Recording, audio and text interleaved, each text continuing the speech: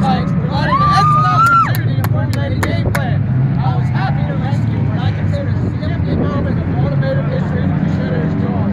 My goal was to get the Pinto back and forth to his current driver as he was running sparkly example of its former self.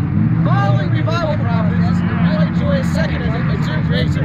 Eventually, the Pinto could be retired in the museum as part of the Ford Vans collection. At least I wasn't bumbling along blindly. With 3 car and 2 motorcycle restorations underneath my belt, I was well aware of the violence and conditions into the time running by Ford completion.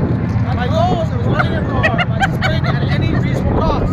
4 months after the Pinto reached Michigan, his engine made the first runs in 30 years. 2 months after that, the Pinto moved on out of the garage and down the street on his own shakedown drive. The restoration process